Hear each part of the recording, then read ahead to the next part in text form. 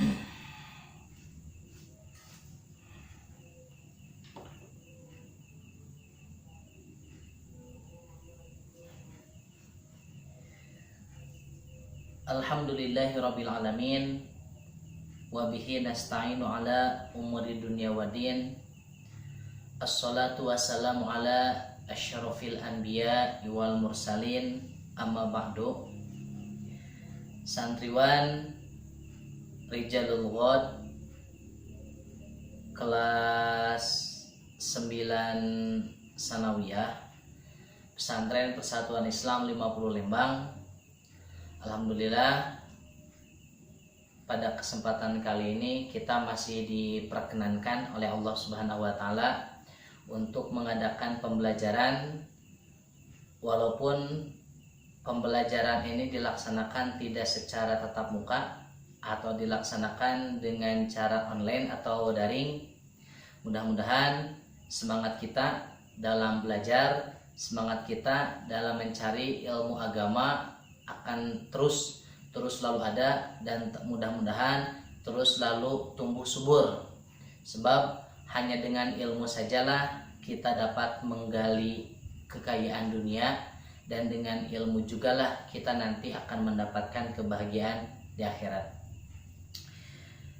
Anak-anakku santri Rijalul Ghad kelas 9 yang dimuliakan Allah Subhanahu wa Ta'ala, sekarang kita masuk pelajaran fikih. Nah, untuk referensinya seperti semester pertama buku ini untuk MTS kelas 9 fikih. Kemarin di semester pertama kita sudah membahas terkait bagaimana hukum nikah, lalu kemudian talak, lalu yang terakhir ada pembahasan tentang iddah. Nah, sekarang untuk pertemuan perdana di semester kedua kita akan masuk ke bab 4, yaitu bab tentang rujuk atau bab tentang rujuk. Silakan antum buka bukunya dan baca, kemudian perhatikan apa yang nanti akan Ana sampaikan atau yang akan Ana jelaskan. Silakan bisa dibuka halaman ke 39. A. Pengertian rujuk dan hukumnya. A. Pengertian rujuk. Rujuk artinya kembali. Menurut syara, rujuk adalah kembalinya seorang suami kepada mantan istrinya dengan perkawinan dalam masa iddah sesudah talak raj'i. Nah, di sini ada beberapa yang harus disampaikan. Pertama, rujuk itu berasal dari kata roja'a. Roja'a. Yang namanya roja'a artinya adalah kembali atau pulang. Nah, maka karena rujuk adalah pulang, menunjukkan bahwa ketika seseorang menceraikan istrinya, secara tidak langsung orang itu sudah keluar dari hubungan dengan istrinya. Maka pembahasan ini adalah pembahasan tentang rujuk. Bagaimana cara suami ketika sudah keluar dari hubungan dengan istrinya supaya dia rujuk lagi atau bisa kembali lagi membina hubungan dengan istrinya. Nah, pembahasan rujuk ini adalah pembahasan bagaimana cara ketika suami sudah mencerai istrinya, lalu kemudian suami ada keinginan untuk kembali kepada istrinya. Nah, kurang lebih pembahasan rujuk itu adalah pembahasan yang barusan disebutkan. Rujuk adalah kembalinya seorang suami kepada mantan istrinya dengan perkawinan dalam masa iddah sesudah talak raj'i. Nah, kalau kita lihat definisi yang terdapat di dalam buku, rujuk ini hanya bisa terjadi selama kondisi istri ada dalam masa iddah.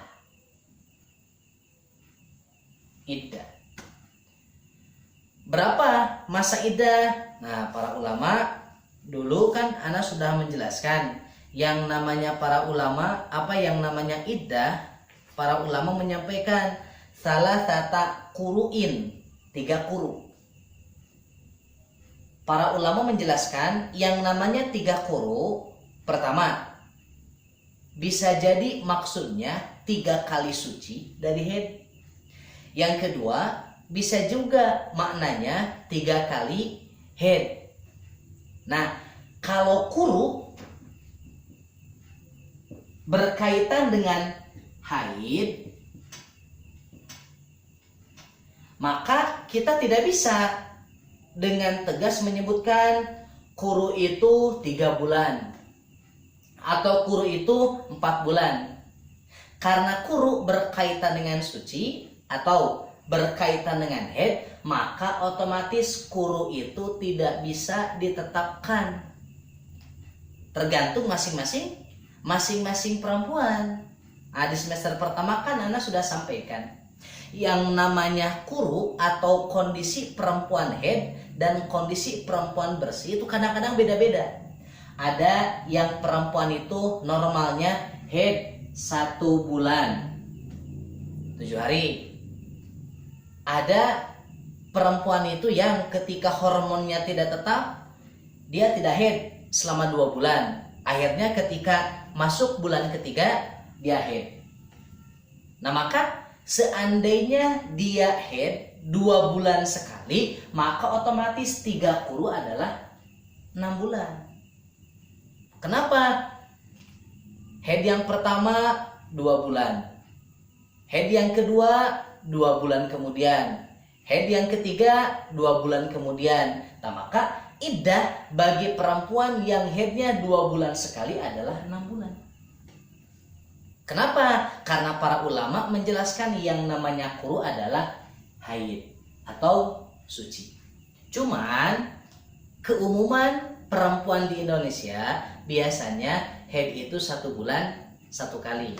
Sehingga sebagian ulama menyebutkan untuk konteks Indonesia, perempuan ada dalam masa iddah itu kalau sudah melewati masa 3 bulan. Kenapa? Karena normalnya perempuan itu haid 1 bulan 1 kali. Atau haid selama 1 bulan 7 hari. Sebagaimana firman Allah Subhanahu wa taala yang menjelaskan tentang rujuk. A'udzubillahi minasyaitonirrajim. Wal mutallaqatu yatarabbasna bi anfusihinna thalathata qurun. Perempuan-perempuan yang ditalak maka hendaklah dia menahan diri atau menunggu thalathata qurun, 3 quru. Nah, di sini kan jadi dalil. Wala yahillu lahunna an yaktumna ma khalaqallahu fi arhamihinna. Tidak halal bagi mereka untuk menyembunyikan apa yang telah Allah Subhanahu wa taala ciptakan dalam rahimnya. Nah, artinya begini. Allah sudah membatasi bagi perempuan yang sudah ditalak oleh suaminya, maka suaminya bisa kembali atau rujuk kepada istrinya kalau istrinya sudah melewati salah satu qurun, 3 quru. Lalu kemudian alasan Allah kenapa 3 quru? Untuk menunggu masa iddah. Perempuan boleh menikah lagi dengan laki-laki yang lain. Nah, sebagian ulama ada yang menyebutkan ketika Allah menyampaikan wala yahilu lahunna an yaktumna ma khalaqallahu fi arhamihinna, potongan ayat ini dijadikan dalil oleh sebagian ulama kenapa harus menunggu 3 quru. 3 quru ditunggu dengan tujuan supaya dapat diketahui apakah ada janin yang terdapat di dalam rahim istri tersebut atau tidak. Ketika ada janin yang terdapat di dalam rahim perempuan tersebut bekas suaminya, maka dia haram untuk menikah dengan laki-laki yang lain. Maka iddahnya itu bukan lagi 3 quru. Iddahnya itu sampai kapan? Sampai perempuan tersebut melahirkan. Begitu. Maka hikmah adanya 3 kuru untuk melihat apakah di dalam perut ada janin atau tidak. Nah, maka disinilah hikmah 3 kuru. Lalu bagaimana dengan konteks saat ini? Konteks saat ini kan perempuan memiliki janin di rahim atau tidak kan mudah. Tidak perlu menunggu waktu yang cukup lama, cukup datang ke dokter, datang ke bidan, kemudian USG. Dapat diketahui, oh ada rahim, ada janin. Oh tidak ada janin, gampang untuk sekarang. Apakah 3 kuru masih berlaku? Tetap 3 kuru masih berlaku. Kenapa? Sebab ada hikmah-hikmah yang lain ketika kita melaksanakan 3 kuru. Apa di antara salah satu hikmah yang tidak disebutkan oleh Allah barusan? Di antara hikmah ketika perempuan menunggu masa iddah supaya manusia supaya perempuan atau istri tersebut menenangkan psikologinya.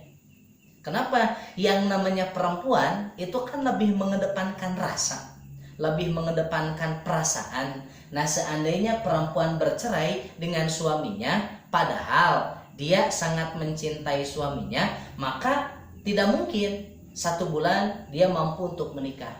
Itu tidak mungkin. Nah, maka untuk menenangkan kembali psikologi istri atau untuk menguatkan kembali psikologi istri, kiranya 3 kuru cukup gitu. Itu salah satu hikmah saja. Lalu kemudian in kunna yu'minna billahi wal yaumil akhiri wa bu'ulatuhunna ahaqqu biraddihinna fi dzalika in aradu islaha. Jika mereka beriman kepada Allah dan beriman kepada hari akhirat, dan suami-suami berhak merujukinya dalam masa menanti itu, jika mereka para suami menghendaki untuk islah. Walahunna mithlul ladzi 'alaihinna bil ma'rufi walirrijali 'alaihinna darajatun wallahu azizun hakimun. Dan para wanita mempunyai hak yang seimbang dengan kewajibannya menurut cara yang ma'ruf. Akan tetapi para suami mempunyai 1 tingkatan kelebihan daripada istrinya, dan Allah Maha Perkasa lagi Maha Bijaksana. Nah, di sini kemudian dijelaskan, bila seseorang telah menceraikan istrinya, maka ia boleh, bahkan dianjurkan untuk rujuk kembali dengan syarat bila keduanya betul-betul hendak kembali Islam. Nah, di antara salah satu persyaratan seorang suami boleh rujuk dengan istrinya jika suami dan istri tersebut rujuk dengan tujuan untuk islah. Naon islah teh? Yang namanya islah itu rujuk dengan tujuan untuk kembali membangun dan membina rumah tangga yang baik, sakinah, mawadah, warahmah. Kalau tujuan rujuk karena ingin islah, maka rujuk diperbolehkan. Tapi kalau ternyata nanti seandainya bila seorang suami mempergunakan kesempatan rujuk bukan untuk berbuat baik, bahkan sebaliknya untuk menganiaya tanpa memberi nafkah, atau semata-mata untuk menahan istri agar jangan menikah dengan orang lain dan sebagainya, maka suami tidak berhak untuk rujuk dengan istrinya dan haram hukumnya. Nah, maka dengan adanya penjelasan ini kita dapat ambil kesimpulan, rujuk itu diperbolehkan selama suami dan istri berniat untuk islah dan kembali membangun rumah tangga. Tetapi kalau rujuk, seorang suami datang kepada istri, ingin rujuk dengan istrinya, tapi dengan tujuan pertama supaya ketika nanti kembali rujuk dia bisa menganiaya istrinya, dia bisa membuat semena-mena kepada istrinya, atau supaya ketika dia rujuk dengan istrinya, si istri tidak bisa menikah lagi dengan yang lainnya, atau supaya seorang suami tidak memberikan nafkah kepada istrinya. Nah, jika niat rujuk dengan tujuan menganiaya, dengan niat tidak mau memberikan nafkah atau dengan tujuan supaya si istri tidak bisa menikah lagi dengan perempuan yang dengan suami laki-laki yang lain, maka rujuk statusnya menjadi tidak diperbolehkan. Sebagian ulama ada yang menyebutkan rujuk status hukumnya menjadi haram. Nah, maka untuk melihat bagaimana hukum rujuk yang ditetapkan oleh para ulama, kita lihat halaman ke-40. Nah, 2 hukum rujuk. Pertama, rujuk hukumnya bisa jadi wajib. Kapan kondisi rujuk menjadi wajib? Yaitu apabila suami menceraikan salah seorang istri-istrinya sedangkan dia belum menyempurnakan pembagian giliran terhadap istri yang diceraikannya. Contoh misalkan, ketika seorang suami dia punya istri 3, ternyata istri yang ketiga diceraikan oleh suami. Ketika istri yang pertama dia mendapatkan giliran, istri yang kedua sudah mendapatkan giliran.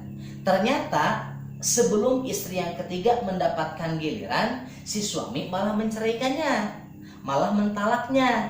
Nah, maka ketika seorang suami ingin rujuk dengan istri yang ketiga, maka status hukum rujuk itu menjadi wajib.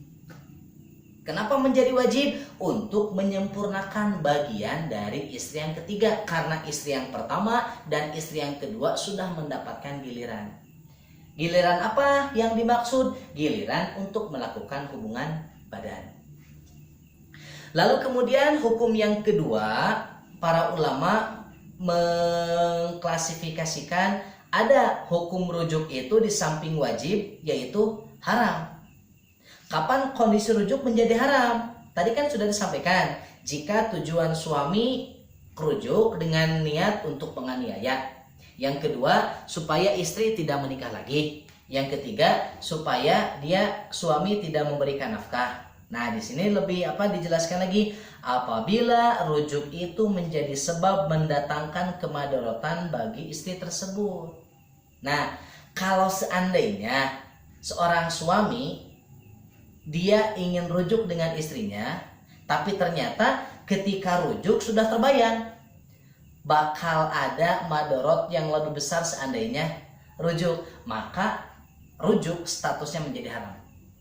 Atau misalkan yang tadi, saya lebih baik rujuk lagi dengan istri saya supaya dia tidak dinikah oleh laki-laki itu, supaya dia tidak dinikah oleh laki-laki yang lain. Tapi ketika sudah menikah, dia tidak memberikan nafkah, tidak memberikan nafkah lahir, tidak memberikan nafkah batin, maka status rujuk adalah haram. Yang ketiga, status hukum rujuk adalah makruh. Kapan rujuk menjadi makruh? Apabila perceraian itu lebih baik diteruskan daripada rujuk. Yang tadi pertimbangannya, bagaimana pertimbangannya ketika nanti kembali lagi membina rumah tangga, bagaimana hubungan antara si istri dengan keluarga laki-laki, bagaimana hubungan laki-laki dengan keluarga istri. Seandainya nanti dapat mendatangkan madorot, maka lebih baik tidak dilanjutkan rujuknya, atau seandainya rujuk pun maka status hukumnya adalah makruh. Lalu yang ketiga, yang terakhir adalah sunnah sekiranya dapat mendatangkan kebaikan. Nah, lihat di nomor B, cara-cara merujuk dan syarat istri yang dirujuk. Pertama, cara-cara rujuk. Perceraian yang bisa rujuk kembali selama talak raj'i. Dulu kan pernah disampaikan bahwa yang namanya talak itu kan terbagi dua. Pertama ada talak raj'i, yang kedua ada talak bain.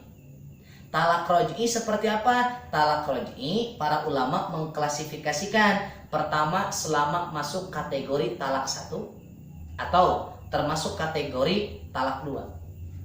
Seandainya seorang suami baru mentalak istrinya, maka berarti talak 1.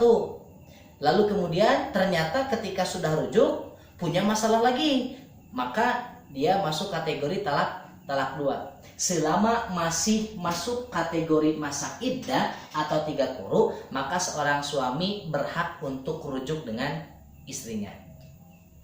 Namun apabila ternyata seorang istri sudah ditalak bain oleh suaminya atau talak 3, maka si suami tidak berhak untuk rujuk lagi dengan istrinya, kecuali jika istri tersebut sudah diselang oleh laki-laki yang lain atau sudah dinikah oleh laki-laki yang lain kemudian dijimai oleh laki-laki yang lain. Nah, mana dalilnya? Dalilnya sebagaimana yang disampaikan oleh Allah Subhanahu wa taala, fa in talaqaha fala tahillu lahu min ba'du hatta tankiha zaujan ghairu. Maka jika si suami mentalaknya atau termasuk kategori talak bain atau talak 3, maka perempuan tidak lagi halal baginya hatta tankiha zaujan ghairu, sampai perempuan tersebut menikah dengan suami yang lain. Fa in talaqaha, maka jika suami yang kedua ternyata menceraikan juga istrinya, fala junaha alaihima, maka tidak apa-apa bagi suami yang pertama dengan istri tersebut an yataraja'a, untuk kembali, in dhanna an yuqima hududallah, jika keduanya bisa melaksanakan hukum-hukum Allah dalam ikatan pernikahan. Nah, maka ini jadi dalil kalau seandainya perempuan ditalak dengan talak bain, laki-laki tidak bisa kembali. Seandainya seorang suami mau kembali kepada istrinya, wayahtum, harus diselang dulu oleh laki-laki yang lain, harus benar-benar sampai dijimai. Tidak boleh seperti ini. Dulu kita sudah membahas pernikahan yang diharamkan itu adalah pernikahan tahlili. Bagaimana pernikahan tahlili teh? Seperti ini. Seandainya misalkan si A dia menikah dengan si C, lalu kemudian si C ditalak bain, talak 3. Karena si A sebetulnya masih cinta dengan si C, kemudian si A bilang kepada si D, soklah nikahi si C. Tapi awas, ulah dikumaha-kumaha. Awas, jangan sampai disentuh. Awas, jangan sampai disetubuhi. Pokoknya mah beres dinikah, besoknya cerai, silakan dibayar 100 juta. Nah, pernikahan yang seperti ini pernikahan yang diharamkan. Kenapa? Karena ada khiyal di situ. Apa? Mencari-cari alasan supaya tidak melaksanakan hukum Allah Subhanahu wa taala. Nah, itu mungkin salah satu cara merujuk istri. Insyaallah kita akan jelaskan minggu depan cara merujuk istri yang ditalak. Itu kan ada 2. Pertama, bisa rujuk dengan cara ucapan, atau yang kedua bisa juga rujuk dengan cara perbuatan. Insya Allah nanti pembagian rujuk ini kita akan bahas minggu depan. Aqulu qouli hadza wa astaghfirullah li wa lakum. Assalamualaikum warahmatullahi wabarakatuh.